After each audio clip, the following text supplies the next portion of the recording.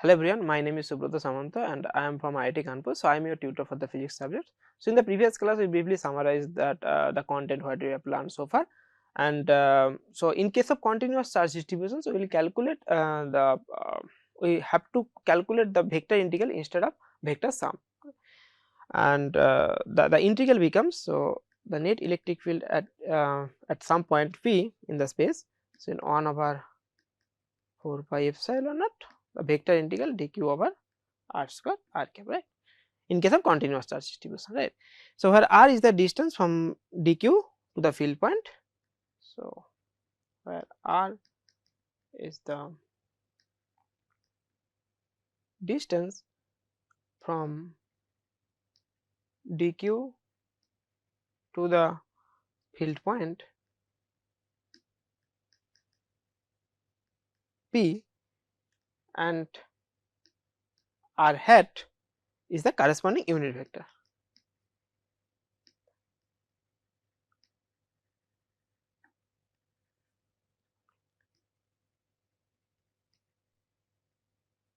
Okay. So to complete the integrations, okay, so now we have to evaluate this integration, right, and this dq is a small element of charge. Okay, so we consider a small element, so basically the dq is the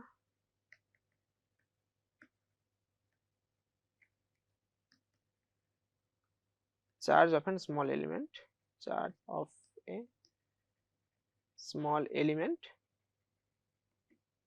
So for a length, or means that for a line charge distributions, okay, so linear charge distributions, so for linear charge distribution,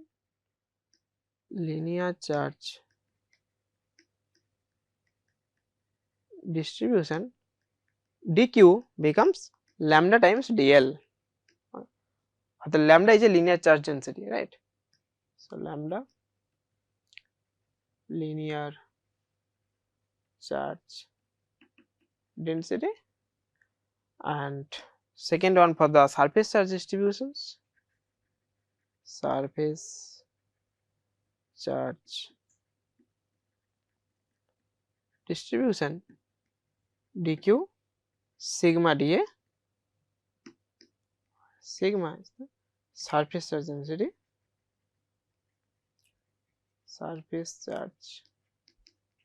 density, and the third one is the volume charge distribution,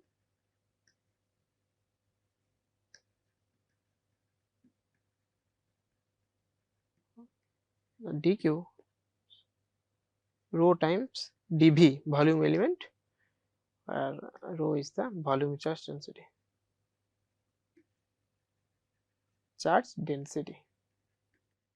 So one is the distributions, another is the density, right, and dq is the small element, charge of a small element. So in case of line charge density, or means that the linear charge distribution, the small element with length dl. In case of surface charge distribution, the small element with area dA, okay, and in case of volume charge distribution, the small element with volume dV. Okay. So basically, the depending on whether the charge is distributed over a length, area, or volume. Okay. So once we know the dq, right, and we put this dq into these expressions, okay, so you get a dE. So this is a dE. So you start with this, by writing this dE, okay, for a small element dq, and in case of different charge distributions, we first compute the dq, okay, that is the first step. Okay. Okay. So basically this one is the second step. So this is the first step. So this is the first step, this is the second step, okay. And the third step, we put this dq into the expression above. So third step, substitute dq into the expression for dE vector that is written there. So okay. So now we use the coordinate system. Okay, the fourth step, we have to use the coordinate system appropriate. So, you have to use an appropriate coordinate system. So, the fourth step, so use an appropriate coordinate system to simplify the calculations.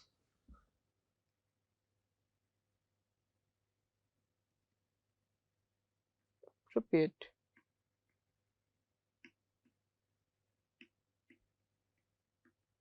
coordinate system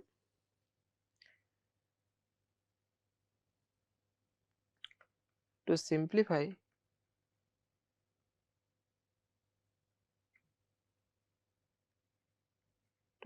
the problem. So, it depends on the problems. Okay. So, we have to use which coordinate system. So, there is a mainly discuss so here only 3 types of coordinate system. One is the Cartesian, spherical and the cylindrical coordinate system, right. So, depending on the problems, so we have to use the appropriate coordinate system, and that's makes to simplify your problems. Okay. So, in case of Cartesian coordinate system,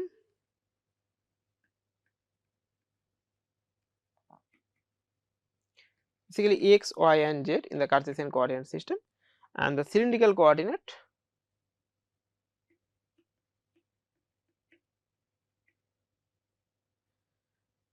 rho phi z, and the spherical coordinate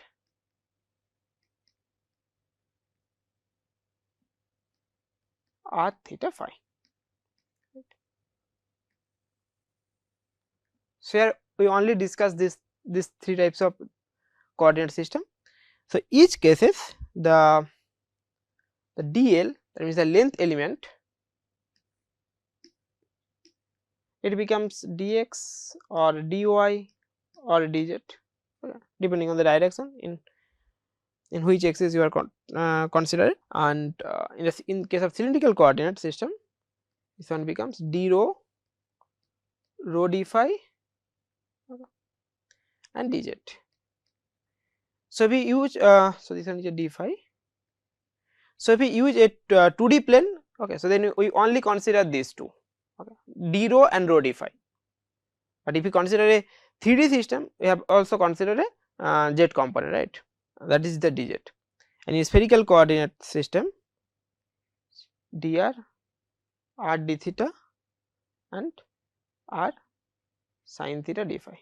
So, again, so if we consider a 2D things, so they become same, okay.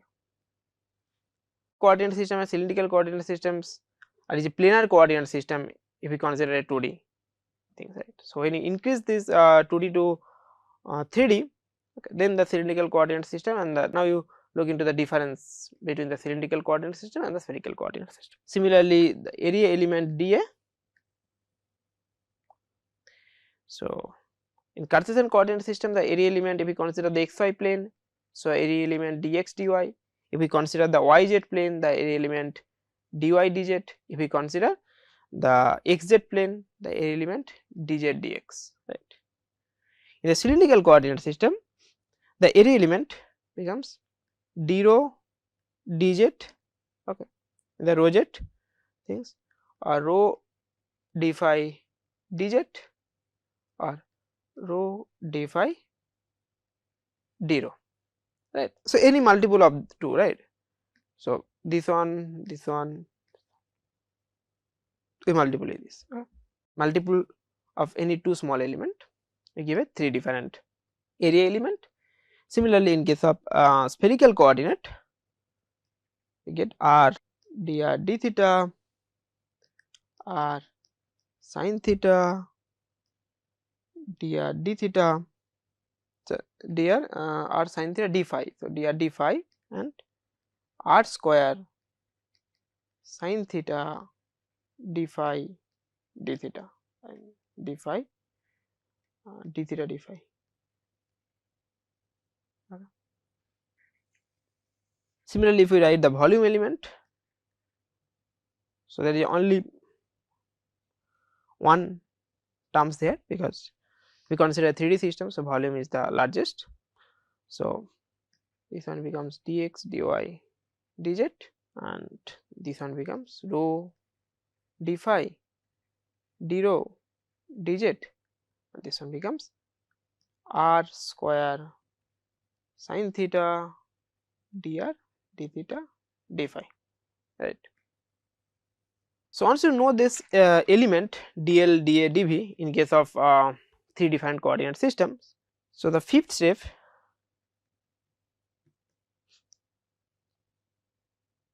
we rewrite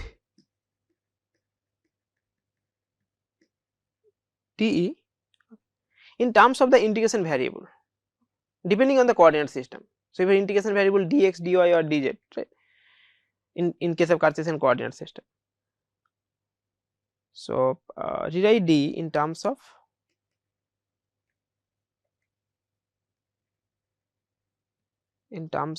the integration variable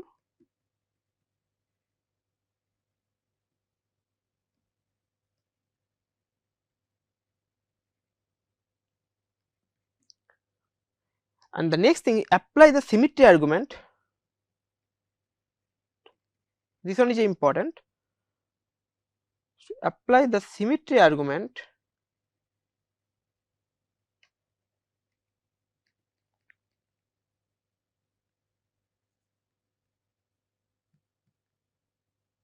to identify non-vanishing component of the electric fields.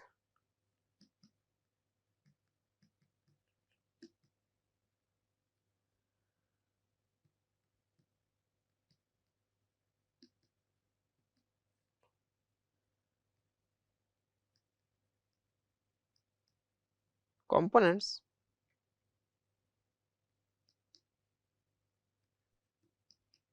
of the electric field. Okay. So this is a crucial point. Okay, this is symmetry argument. So basically, if we choose a coordinate systems, okay, and that is appropriate for your charge distributions, so it is easy to identify it by the symmetry argument that which components are non-zero. If we choose a wrong coordinate systems, this kind of symmetry arguments cannot apply. Okay. So we choose a proper coordinate system for your problems. Okay, then we use the symmetry argument to identify the non-vanishing component easily. Okay. And then the complete the integration. The last step is the complete the integration. So to obtain the electric field, net electric. So let us discuss on problem. So let us say line charge density, right, that we already discussed in the class. So we consider a line charge distributions over a rod of length L, okay, and draw the axis. This one is x, this one is y. So this is the origin. So it place middle, okay, at the origin. The rod placed, the middle point of the rod coincide with the origin of the coordinate system, and the length of the rod, its length is L, right. This one is L, the length, okay. And we calculate the point, let us say on the y axis at a point P. So again we consider a small element. So let us say this is this one, okay, at a distance x prime and dx prime, and the distance from the point P to this small element is r prime, okay, and angle is theta prime, right, with the y axis. So then, so the first step, we rewrite the electric field at a point P due to this element with charge dq. So we write this, the first step d vector, we write 1 over 4 pi epsilon naught dq by r prime square, right, and r prime cap. Second step, we rewrite the dq in terms of the charge density. So dq is lambda, here the dx prime, okay. So the small strip, okay, have width dx prime, okay. So since this is a linear system, we use a Cartesian coordinate systems, and that becomes clear in a moment. So this one is the dq, and then we write down the again du in terms of dq. The third step,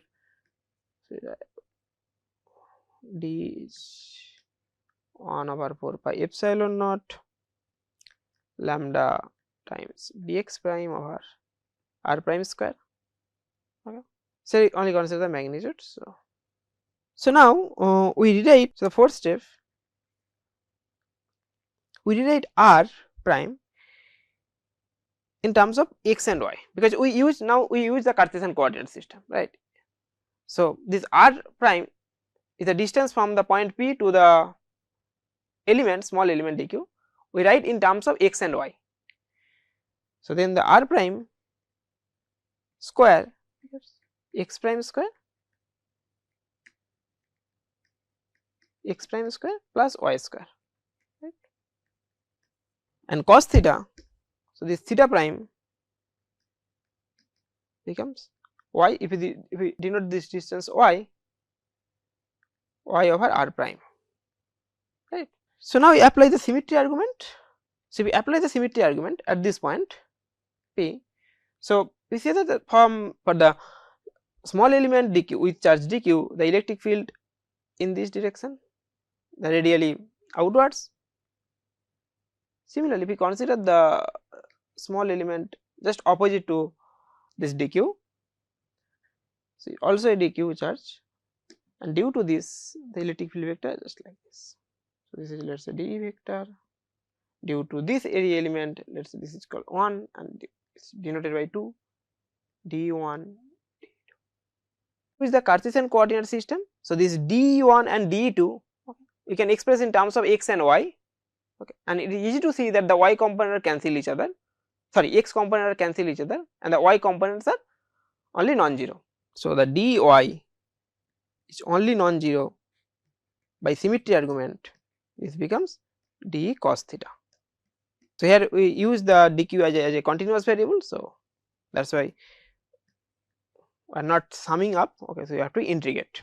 So then we know the d, so this is the d, so just plug in here, okay, so plug into this here, so k, okay, so I write down the Coulomb constant 1 over 4 pi epsilon naught times lambda y. So now cos theta prime, so this one is a theta prime due to this element, so lambda y, and then dx prime x prime square y square 3 by 2, right. So on this here is r prime also, so from here we have to get this one, it becomes y over square root of x prime square plus y square. So the last step we integrate this, sixth step we integrate this, so we find a y ey, we integrate over dy, right. So basically we integrate over this dx prime, so lambda y over 4 pi epsilon naught dx prime x prime square plus y square. So here now the limit of x prime, so dx prime, so if you consider the dx prime at a distance x prime from the origin, so the limit of integration minus L by 2 to, so minus L by 2 to plus L by 2, okay. So the limit is important, because you consider the dx prime, the length of this element dx prime at a distance x prime from the origin O, right. So in this case the limit of this x prime is becomes minus L by 2 to minus this to this, okay, and then we finally found this 2 lambda over 4 pi epsilon naught y, and then L by 2 square root of L by 2 square plus y square, okay. So check this result. So in the next class we will solve more problems, okay, and that helps you to better understanding into the subject. Thank you.